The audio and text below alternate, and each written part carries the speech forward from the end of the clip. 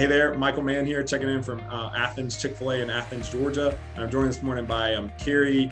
I knew her as Keri Sheely, but now Keri Patrick after a few years of marriage. So Keri, why don't you introduce yourself?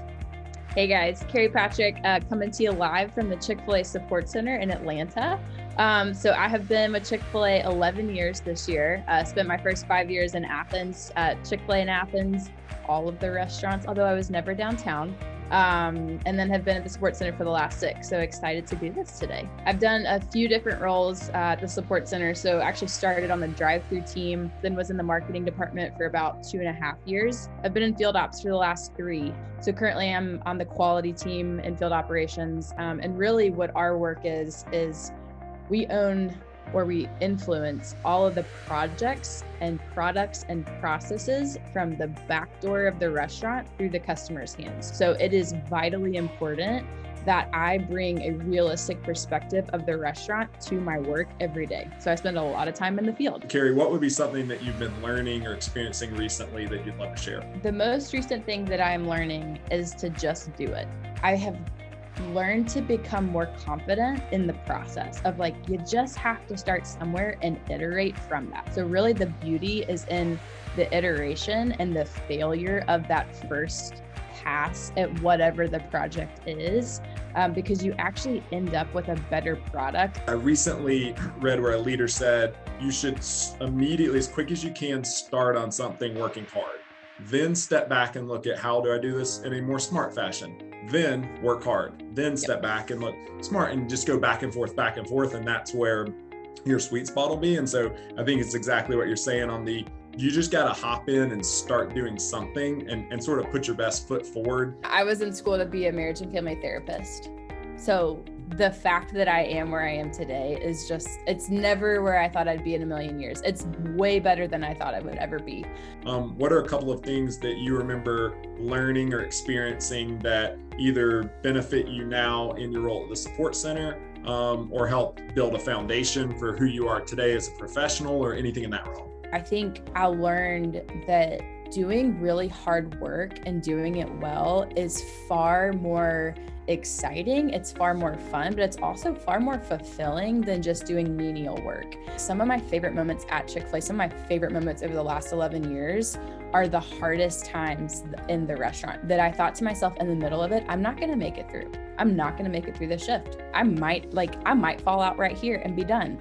And it's those moments that I think really formed my work ethic and formed my understanding of what my capacity is, what overcapacity is, and then how to grow between current and future capacity. What are the things that I can do to help myself grow in capacity? But as I look back, it was really the leadership. Again, Shane's leadership, he just oozes it. So it trickles down from Shane to Sully and then to the leadership team. I had really good leaders ahead of me that led me well. They let me fail in a safe space. They understood and they cared for me, but they also challenged me to get it done. But it really was this perfect combination of challenge and encouragement.